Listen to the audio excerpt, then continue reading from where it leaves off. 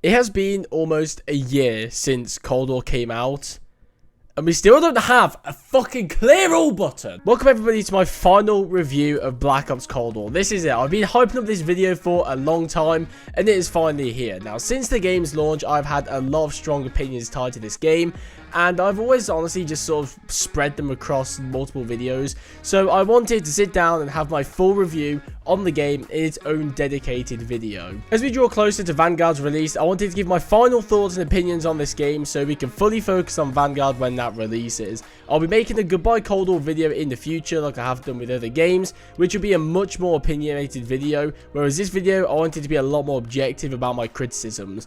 I won't be doing that until support for Cold War comes to a close, which is most likely after Season 6. However, when Treyarch officially sends the game off, that's when I'll say goodbye. Now, I'm not going to lie to you, this video has taken a lot of time to make, writing the script, gathering the gameplay, just everything about it, just recording it, has taken a lot of time. So if you enjoyed this video, leaving a like would be greatly appreciated. If you enjoyed this video or any content on my channel, consider subscribing to the channel. It really does help me out a lot.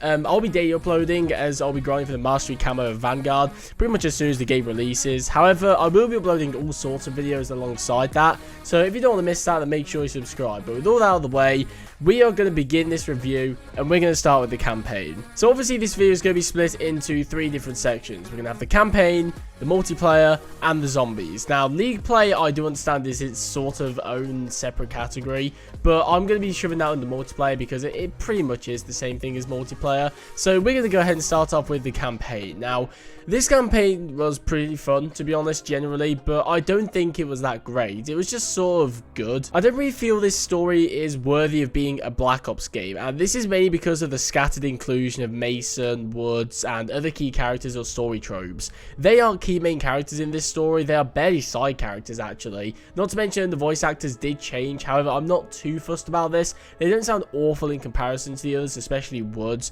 I know Mason isn't amazing, but they don't sound bad. But I thought that since we would be going back to this time period of the Black Ops series, we would see things and experience things that Mason and Woods went through in the time between Black Ops 1 and Black Ops 2.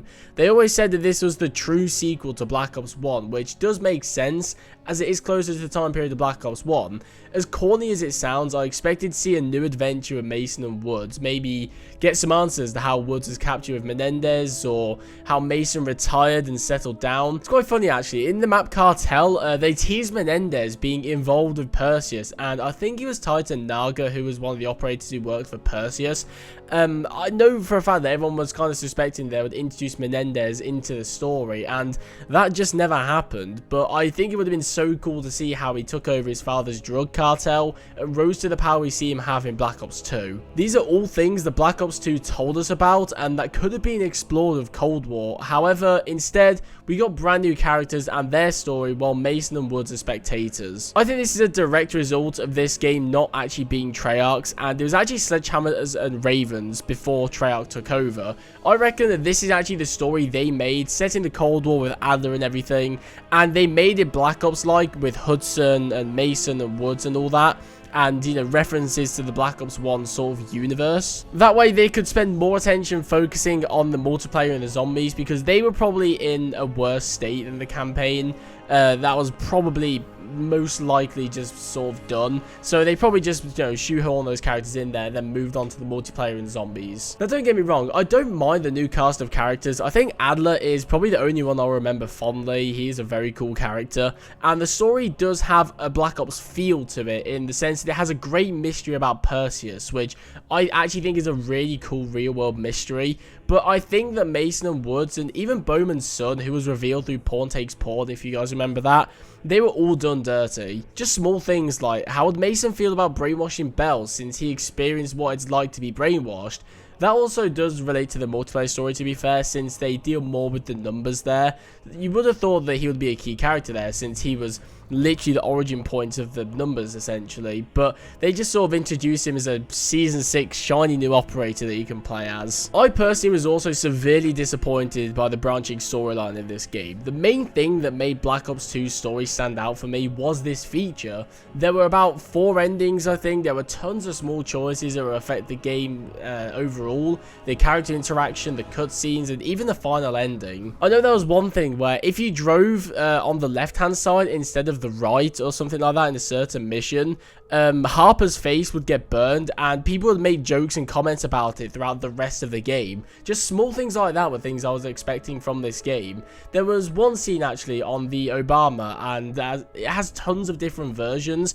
I'm not exactly sure how many, but they are all affected by what he did earlier on. However, Cold War's version all comes down to one choice. Do you want to be good, or do you want to be bad? You can either choose to defeat Perseus, let him run into hiding, never to be seen again, or you can kill all of the main characters and go into world domination mode with Perseus, which was a really dark and actually a really cool ending. But this just honestly felt like a real lackluster version of Black Ops 2, and something they wanted to use for marketing. You know, technically it was true. This game had a branching storyline and your decisions affected the story, but the execution was just so poor, it was actually really sad. There is also an expository scene at the end which reveals all of the choices you made throughout the game. The only choices that affect what you see are who you decide to kill or capture. They tell you what basically happened, essentially, and what their plans for that character are if you kept them alive. If not, they just kind of say they're dead. This is a really bland way of showing your choices matter, because ultimately they don't. Once again, it comes down to the one choice we talked about earlier. The rest of the game isn't affected at all, essentially, and the only thing it affects is the one expository scene where they just kind of say, oh, you captured this guy, well done, we can interrogate him for information. Oh, you killed this guy, that sucks, we could have got some information. There were 2 missions in this campaign that are some of the best campaign missions we've ever received in COD history: Desperate Measures and Break On Through. Desperate Measures is the mission where you play as Belikov, who is basically a spy for the CIA. This is the mission where you need a bunker key, and there are many different ways to get it. It's unique because you're not just running around shooting AI, there's a lot more complexity to it. The mission reminds me a lot of Hitman, actually, where you have an objective, you need to complete it, and there are many different ways you can go about it. Then there's Break On Through, where you basically just go on an acid trip as Bell, and Adler is reading different scenarios to you, and you can choose whether or not to follow him. If you do, then nothing really happens until the end, but if you don't, some freaky shit happens. I remember the first time I played through it, and it was just trippy as hell. If you haven't played the campaign, I highly recommend it, just for these 2 missions alone, since they are so fun and memorable. The rest of the missions, though, are pretty much the same. I mean, that's not really a thing for Cold War, that's just a thing with every COD campaign. You just run around shooting AI. The main thing is the story here. The gameplay is sort of reserved for multiplayer and zombies. A couple extra things I'd like to quickly mention about this campaign before we move on to the multiplayer is the introduction of the challenges and the Dark Ops challenges. I think is really great. It adds a lot more replayability to the campaign. The human shield mechanic was a very cool feature to see, and there are also bonus missions, which I don't think affected the story, but they were still quite fun to play. Okay, so now we are going to move on to the multiplayer. This is going to be by far the biggest section in this video. I am a multiplayer person. Campaign is very small, and zombies is sort of secondary in my opinion. Obviously, the video is going to be timestamped, so if you wanted to see a certain part, you can go ahead and do that. But now we're going to talk about the multiplayer, and I wanted to sort of start off with talking about the fundamentals of a multiplayer. What are the core aspects of a multiplayer? So we're going to go from what I think generally is the most important things and go down to the least important things. That's not a exact order. That's just sort of like a general structure I wanted to go with for this section. So we're going to start off with the maps. Now, I actually would say general map design is pretty decent in this game. Some maps I don't like. I know Apocalypse and the Pines I'm not a fan of. I know there are people out there who say that these maps are actually pretty good and there's not a single map in the game they hate, which is fair enough. These things are sort of subjective, but I don't actually think there's a single map in this game that I say I would hate, like any other COD games. Modern Warfare, just example off the top of my head. Piccadilly. It's a shit map. I hate it. There's quite a lot from Modern Warfare, actually. But in Cold War, I don't think there's a single map in this game that I would say I hate. The maps are good for balance. They are enjoyable to play, but there's nothing too exciting either. There's no real, like, special things about the maps. They're all sort of just very generic. It reminds me a lot of Black Ops 4, because the gameplay would be pretty decent in terms of the map design. But if you think about Black Ops 4, what map can you remember? I remember Arsenal. I can't think anymore. I genuinely cannot. There were too many remakes in this game as well. They weren't even from the time period of Black Ops Cold War. That does sort of relate to identity of the game, which we are going to touch on a little bit later. But yeah, I just think there were just way too many remakes, and it would have been nice to see more from Black Ops 1, considering this game is sort of set around that time period. The spawns in this game were okay for domination mainly. They were generally quite predictable. TDM and Kill Confirmed were terrible. They are some of the worst spawns I think we've ever received in COD history. I won't lie. Playing Hardcore Nuketown on TDM or Kill Confirmed is just painful, because the amount of times you'll flip spawns is actually just ridiculous and unnecessary, and it's just so annoying, and it just sort of throws the whole structure of the match out the window. It just becomes an unpredictable mess. Next up, we're going to be talking about the guns and the gunsmith. Now, we are going to talk about creator class later on, because I know gunsmith is technically that, but I think it's more relevant to the guns. There aren't really any unique weapons in this game. They're all just sort of similar things with different stats. The gunsmith was just beyond lazy, copy and paste central, you know, there was nothing unique to any of the weapons. It was just all sort of the same. You can tell that Activision wanted to capitalize off the success of the gunsmith and just shoehorn it into Cold War, because there's no effort at all. There's no attention to detail whatsoever. It's just a lackluster version of Modern Warfare's, and it's really sad to see, actually, considering how in-depth Modern Warfare's actually was. I actually just want to go back to my point earlier about the lack of unique weapons in this game. The main thing, what I mean by that, is that none of the guns really have identity, or they don't really have their own character to them, whereas I would compare this more to Modern Warfare. That is probably one of the only games in COD history where they really focused on the guns, like the animations, the sound, the feel. They really put emphasis on the weapons in that game, and you can tell. This game is very much the opposite. You can tell they didn't put as much effort in as any of the games, actually. And the reason I'm putting so much emphasis on this sort of section, on the weapons and everything, is because this is probably the most important aspect of a Call of Duty game, or a first-person shooter as a whole, because your primary weapon, or just any weapon you're using, is kind of like the main character. You know, you're going to be looking at it, you're going to be using it for the whole time. It's probably the most important part of the game. I absolutely hate how many ARs and SMGs we got in this game. This is one thing that I said in Modern Warfare. I didn't like how every single season, we would either get a new AR, a new SMG, or both. We ended up getting 5 new assault rifles out of the 6 seasons in Modern Warfare, and they managed to top it in Cold War. We got 6 SMGs, 1 for every single season. Now, I get that assault rifles and SMGs are the most popular categories in the game, because obviously they're the most sort of well-rounded. Like ARs, you know, short, medium, and long range, they're sort of all-rounders. SMGs, close to medium range, perfect rushers. You know, these two categories cover all bases, and I understand that. But having this many compared to 1 LMG or 1 tactical rifle is a fucking joke, in my opinion. And I predicted this. I'm just gonna go ahead and say it. I'm pretty sure it's in the season 1 review, or a video around that time period. I mentioned how we had an AR and SMG in season 1, and I said I didn't want this to become Modern Warfare. I didn't want to have just ARs and SMGs throughout the whole year, and guess what? We got exactly that. It's just really annoying, because I feel like there's a lot of unique things that these developers can do. Like, I feel like that even Treyarch developers, they have a lot of unique ideas. Like, just think about some of the guns we've had in the past, like say with Black Ops 2, you know, Black Ops 1, even just guns in real life. Like, there's so many guns in real life that are so iconic, but instead we got like the fucking Carve 2, which looks like something out of Advanced Warfare. Like, is that even based off of a real gun? Next up, we're going to talk about time to kill.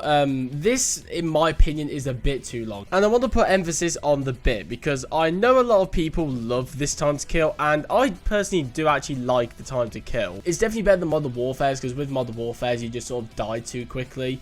I think somewhere in between both of the games, like say 125 health, is generally perfect, because it means you have enough time to react when you get shot at, but at the same time it doesn't mean you're standing there shooting forever. I think somewhere in the middle of those two games would be amazing, and I think Vanguard is somewhere around there. The next category is sort of a combination of a lot of categories: movement, engine, and graphics. I feel like these all sort of come under the same section. I would say all of this is inferior to Modern Warfare, but this game definitely has a classic COD feel. I personally prefer Modern Warfare's feel. I just think it feels so much smoother. It's so much more user-friendly, I guess. I don't know. It just feels a lot more pleasant to play. I can understand the argument for this game's movement and feel. You know, it's a lot more of a classic COD feel. It's sort of a throwback. This is what you've grown up playing. I get that. But it's just outdated for me. And also want to say, I think this game looks great in terms of graphics. It's a very colourful and vibrant game, but the engine is just too outdated, to be honest. Regardless of that, though, there's been a lot of memes throughout the year of people saying that Cold War looks bad. It doesn't. It does not look like a PS2 game. On Series X or Xbox One, both consoles, the game looks phenomenal, and I don't know what to tell you.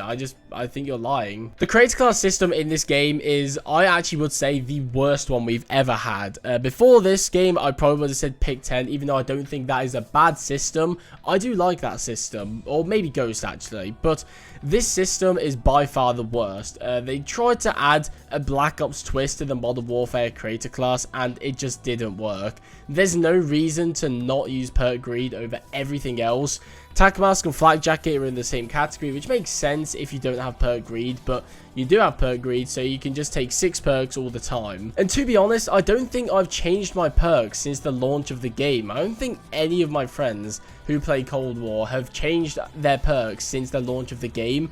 And that's because not only do they not really do any balancing to them at all, it's because there's no reason to use any of the wildcards. They're just inferior to all of to perk greed. Like, why would you take 8 attachments on a gun when you can make do with 5 and have 6 perks?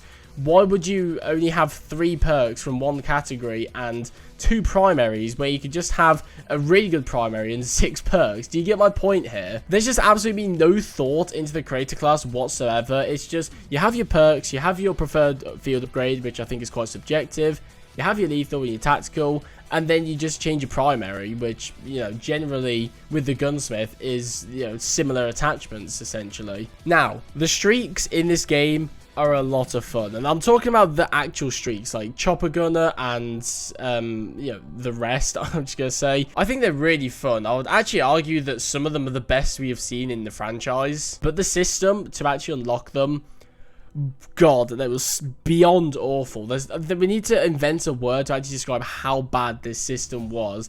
It just sucked all the fun out of the game, which we are going to talk about just after this. But your streaks just sort of charged up over the match. You didn't, you know, actively work towards them. They just sort of were there. One of the most exciting things about playing COD back in the day was going for streaks. I remember in Modern Warfare 3, I would spend, you know, so much time trying to get Osprey Gunners and Pavlos and, you know, AC-130s, all of these really iconic streaks. And the excitement when you got that, you went on a 12 kill streak and you earned this kill streak, it was just beyond amazing, and it was just such a good feeling. And then you use the streak, you get a bunch of kills, and it's just, it's indescribable essentially. And they just ripped all that excitement out of this game. You just sort of wait, you get a chopper gunner every game, let's be honest. If you don't, then I don't know what to say. You're pretty much guaranteed to get whatever streaks you're running every single game. It just sort of streamlines the experience, I would say, to make it just sort of generic boredom. It appeals to noobs like Specialist did, where, you know, they can't get these streaks, so they want them to experience that high of, you know, getting a chopper gun or a gunship or something like that. Which I understand why they're doing it, but I don't like that system whatsoever. But it's just all about how the experience of this game has just been streamlined. Like, instead of having your really high highs where, like, you're really excited and happy and you're really hyped about playing the game, and you have your really low lows where you just rage uncontrollably and throw your controller, none of that really happens in this game. Instead, it's just sort of like, you just sort of sit there with like a blank expression on your face just playing the game, which is going to lead us right into skill-based matchmaking. Now, I know it's not officially skill-based matchmaking, it's called like, you know, retention-based matchmaking or something like that, but whatever malicious bullshit system it is in this game and Modern Warfare, it sucks. And I know it's been done to death, so I'm going to make this segment quite quick. But this is the main issue in Cold War for me. It makes the game too competitive, and it sucks all of the fun out of it. It streamlines your experience like we talked about before. There's no high highs, there's no low lows. It's just every match is the same. There isn't really like anything unique really that happens in every match. It's just sort of like, I don't know, everything is just sort of very predictable. It's just sort of a toss of a coin whether you win the match or not. And the worst thing about it, in my opinion, is the fact it's not ever been directly addressed by Activision. There's been so much talk about skill-based matchmaking over the past like 3 years now, I think, or I suppose 2 years actually, and the fact that Activision haven't ever come out and directly addressed it, even just a blog post talking about, you know, their vision for why they want it in the game or how it works even, would be fine. But I don't know. It's just such a bad system, and I don't believe there are many people out there who genuinely enjoy it. I know there was a developer who went onto Twitter and talked about how Black Ops 2, which is the main one he was talking about, actually had a skill-based matchmaking system, and I believe every COD game has had a skill-based matchmaking system. That was his main point. There was someone talking about how none of the old games had it, but he said there is some kind of system. But it absolutely cannot be denied that Modern Warfare, Black Ops Cold War, and probably Vanguard as well, have a brand new ramped up system which no one likes, and it needs to be removed or changed or something, just addressed at least by Activision. The player base in this game is so cancerous. I genuinely, it's so annoying. Everyone in this game is way too competitive, and they take the game way too seriously. And they're either really try-hardy, you know, with their CDL skins, their Diamond AK-74Us, crouch spamming, drop shotting, jump shotting, you know, doing all that shit. Or they just love to camp every game with their thermal stoner, just playing really scared to move out of their spawn, playing it like it's a battle royale, and if they die, they're actually going to die in real life. This is probably a subjective one. I'm beginning to realise this, I'm going on a rant, but most people who play this game are just fucking rodents, and it's just not fun whatsoever. I think probably almost every single video I've done on Cold War, I've complained about at least one person playing like a rodent, and it's honestly just so depressing to play, honestly. It just, because you hop onto the game, you have fun, but then you have fun, you try to have fun, and there's just this one guy who just doesn't move out of a corner using the same setup he's been using since launch, doing the exact same thing he's been doing since launch. It's mind-boggling how these people have fun to me. Community interaction this year was really bad. I think it's actually one of the worst years we've had, at least in recent memory. It didn't feel like Treyarch actually cared about this game. There was just a serious lack of polish, which we are going to talk about a little bit later. Yeah, it just didn't really feel like they actually cared about this game. It was just sort of rushed, which I understand wasn't their fault, but you know, they had to deal with COVID and, you know, picking up the project, you know, the pieces that Sledgehammer and Raven left behind. I understand that this is a rushed project, and it's probably more Activision's fault than Treyarch, but even so, they could have communicated a little bit better. I mean, for example, Ben Walk from Battlefront 2 from DICE, he was an amazing community manager. He was always active on Twitter, talking about, you know, talking with people about the game and what they wanted to see, that kind of stuff. Ashton Williams is her name, I think, from Infinity Ward. She was actually a very good community manager as well, and Joe Seacole as well. They were both really good community managers, and they actually spoke to us. But who is the community manager for Treyarch? Like, seriously, who is it? Can you tell me? I have no idea. Do they even have one? I don't know. I genuinely don't know. There was a section, the Black Ops Cold War's life cycle, I think it's around about Season 2, where they didn't do any weapon balancing for around 3 months, and they actually had the fucking audacity to tell us that the reason they didn't do it is because they thought the game was well balanced. Like, that is insane, because I remember the LC-10 was running rampant around this time. I think the MAC-10 as well. It was awful. They can't communicate with the community as well as any of the other studios. It disconnects them from us when we should be connected. We are playing their game. We are consuming their product. They should be talking to us and communicating with us, and we had none of that, it feels like, throughout most of the year, apart from some patch notes, which, let's be honest, are probably wrong anyway. Now, my main issue with Call of Duty title launches, and probably even AAA games in general these days, is stability. There's a lot of stability issues that come with most games these days, whether that's actual crashes or visual bugs or bugs that don't allow you to actually use things in the game. Just anything that would come under stability is usually a main issue. But with Cold War, this has been an issue throughout that whole year, at least for me anyway.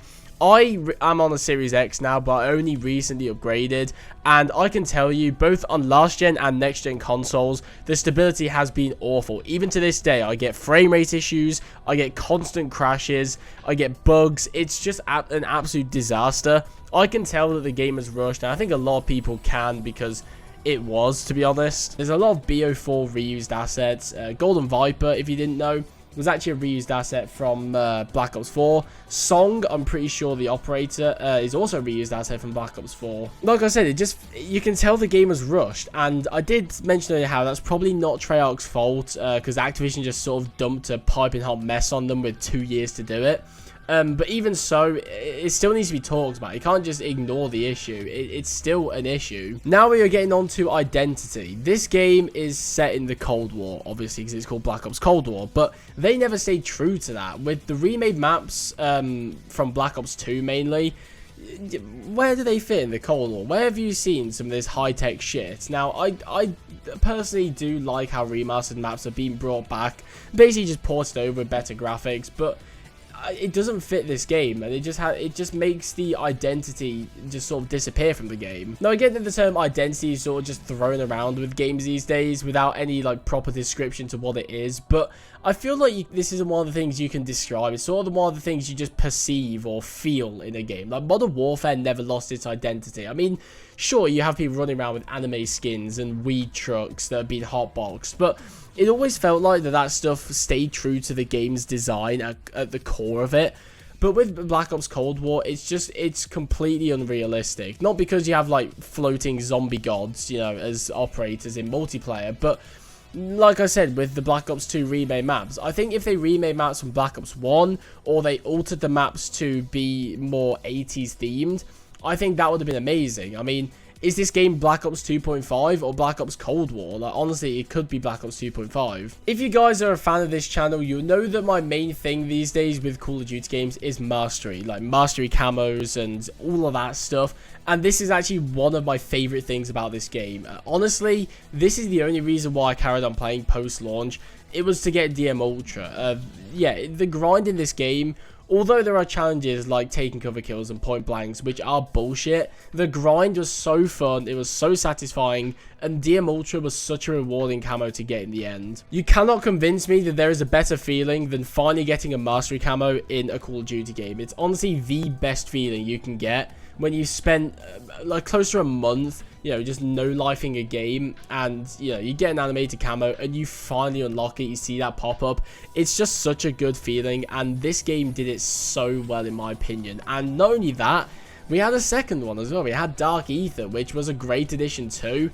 I know it was basically just a reused asset from Black Ops 3, but it's sort of excusable because it is a second mastery camo. I do think we should have had some kind of final camo where if you unlocked both, you had some sort of ultimate skin. I think that would have been really cool, but we never got that, unfortunately. That's one thing I've been talking about for a while now, is the fact that we got no extra mastery camos like we do in World War II or Modern Warfare.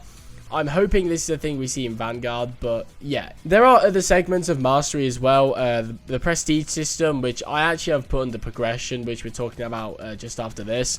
But what counts as mastery for me is challenges, Dark Ops challenges, officer challenges, which all of them I don't really care about, to be honest. I mean, there's no 100% a calling card, it's just all standard calling cards, and officer challenges are really I guess it was a good system. It was a really good system, but I just didn't really care about the game enough, which is my subjective opinion.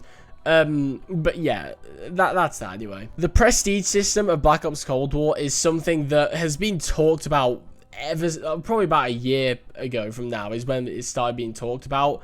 This is a system that not a lot of people actually like, but I personally do really like it. I think it is very good for keeping player attention throughout the whole year. However, I do not think it's better than the old Prestige system. I have been a bit back and forth since the launch of Cold War, and I haven't really been able to decide which one I prefer because they both have their benefits and downsides. But I think the main reason is just because this new system is nowhere near as rewarding as the old one. For example, if you went for level 1000 back in the day, that was permanent. You earned that, and there's nobody who could take that away from you. You'd get into a lobby, and everyone would see that you were level 1000. You'd done it. You'd gone the extra mile. But in this game, if you go level 1000, you get the same feeling. People would be like, wow, he's level 1000, and they sort of get an idea of how quickly you've done it, because obviously you sort of have set time periods to do it. But if you go for level 1000 in Season 1, right, and then Season 2 starts, what do you have to show for that? There's no difference. There's no clear difference in between going for level 200 and 1000. What's the point? There's no special rewards for getting 200 every season. There's no special rewards for going beyond that either, apart from prestige keys, which, let's be honest, you got everything you wanted after Season 2. The prestige shop was a great addition in my opinion, but it definitely could have been expanded upon with camos, operator skins, etc. I'm hoping they do that with Vanguard, but I have to give credit where credit is due.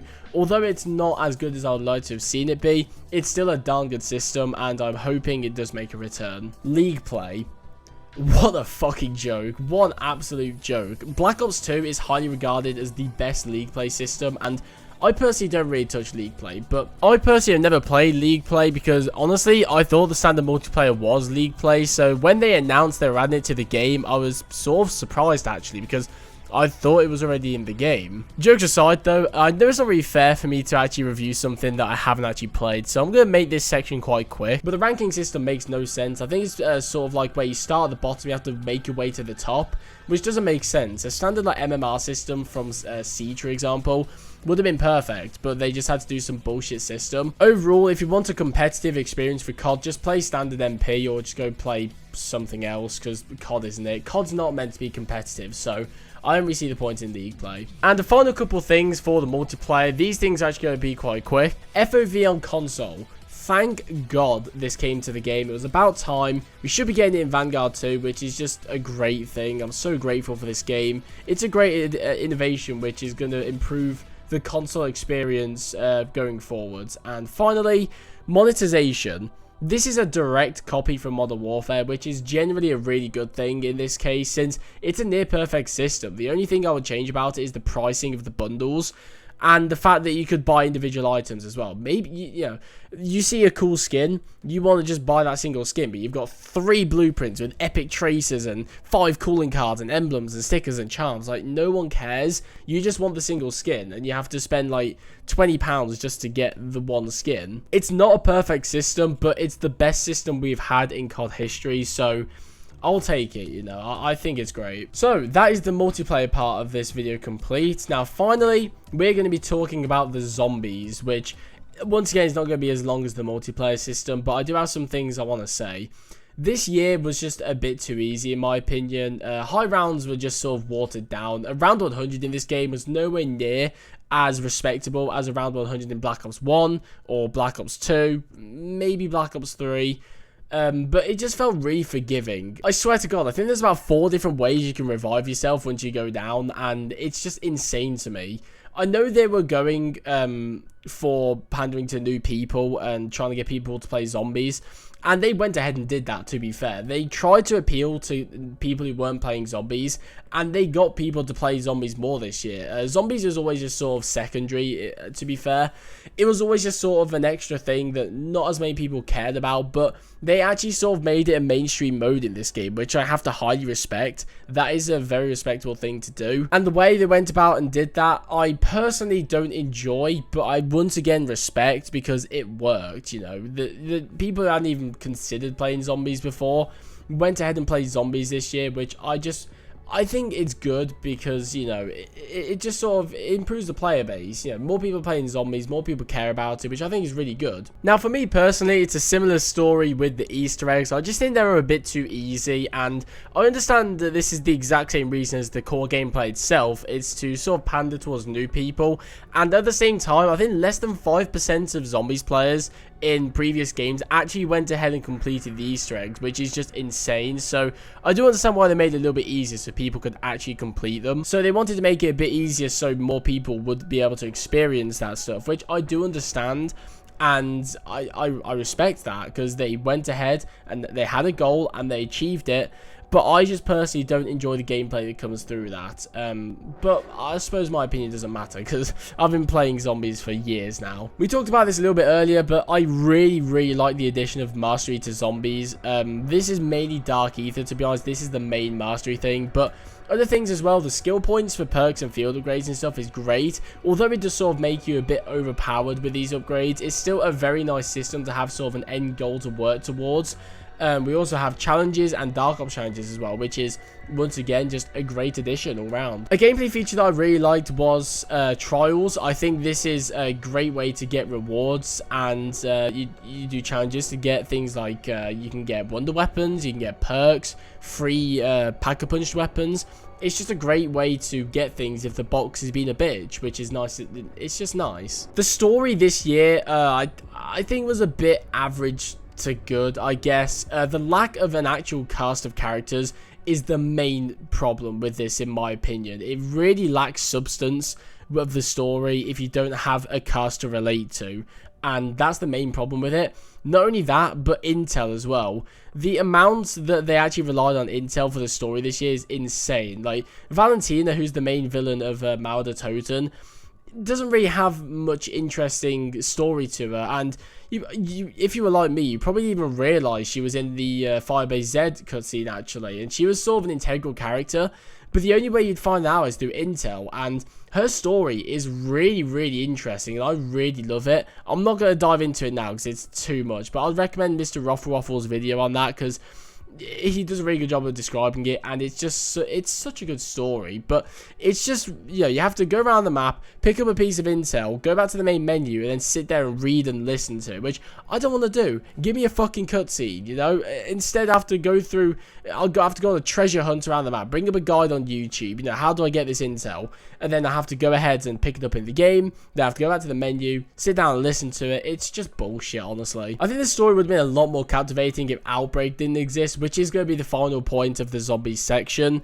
But I have to admit that the ending is probably the best part of the zombies, and not only that, it's probably the best zombies ending we've had. It felt like a proper ending to the game. I've seen a lot of people say that it feels like the end of a series. You know, it feels sort of conclusive for the game, but it has some sort of things that it sets up for future game as well, which I think is great. That's a great way of doing an ending compared to like Black Ops 2's, where like everything that you'd experienced over the past few years was like, you know, Samantha and Eddie's bedroom. I don't fucking know. And finally here, my final point is Outbreak. It's just incredibly boring in my opinion. Look, I hop onto zombies to fucking kill zombies and get to a high round. I don't sit there to loot up like it's a battle royale. I want to get in there, kill some zombies and get to a high round. I think it was a good idea at the start. It's a nice way to sort of swap it up. Like, what if it was an open world mode? But they supported it for way too long. It hurt player attention, and we didn't get a round-based map for like 6 months or something like that. I might be completely off on that, but we didn't get a round-based map for a long time, and it's Outbreak's fault, and it's just, I don't know, it just sort of ruined it for me. So, that is my final review on Black Ops Cold War. Now, I spent a lot of time going through the script, reading it over and over again, looking at the game, playing the game, just double checking that I had covered everything that I wanted to. If there is something that I did miss, or if somebody in the comments below brings up something that I want to sort of bring to the spotlight, then I'll leave it as a pinned comment down below. It's time for my final score of Black Ops Cold War. Now, I did this with Modern Warfare's final review, and I don't agree with that, to be honest, so this might change in the future, but I'm going to go with a 4 out of 10. This might seem quite harsh, but I have been quite harsh about the videos, so I suppose it's not a surprise. The way that I would summarize Cold War, although that people would refer to a COD game as you know, 3/3, you have a campaign, a multiplayer, and zombies. I wouldn't say that's it at all. I'd say half of the game is the multiplayer, and then probably 30% is the zombies, and probably less than that, probably 40% zombies and 10% campaign. Because let's be honest, you're going to spend 5 hours or so playing a campaign. You're going to spend a whole year playing multiplayer and zombies, actually. But for me personally, I just prefer multiplayer to zombies. And the multiplayer this year was so bad, in my opinion. It wasn't even bad. Like, I don't know. It's just, this game is really sad because, like, I think about it and I just get upset because, like, it should be a really good game on paper, but it's just so boring and draining to play. And I think the main reasons are the player base and skill-based matchmaking. But yeah, it's just such a boring game to play. And although objectively I gave it a 4 out of 10, if I was being completely subjective about it and just being completely opinionated, I'd probably give it a 2, just because I really do not enjoy playing this game. It's sad as well, because at first I was really looking forward to this game, despite all the negative rumors about the development cycle of this game, kind of like Vanguard actually.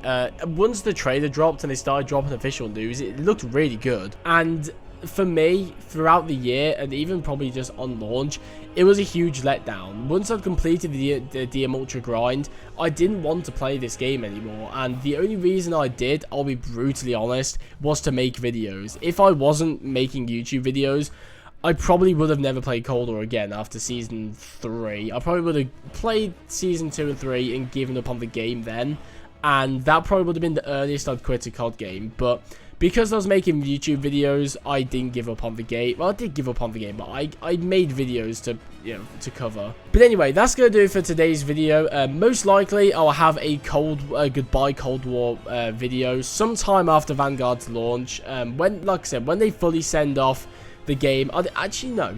I think it will be when they send off Verdansk 84, because that's sort of like the final chapter in the Cold War story, and that would be around about the perfect time just for Season 1 to do Goodbye Black Ops Cold War, so stay tuned for that. But that's going to do it for today's video, so thank you guys for watching. Let me know down in the comments what you think of Black Ops Cold War. We can get a discussion going on down there. But yeah, thank you for watching. If you've enjoyed it, make sure to leave a like and also subscribe if you're new around here. And yeah, I'll see you guys in the next one.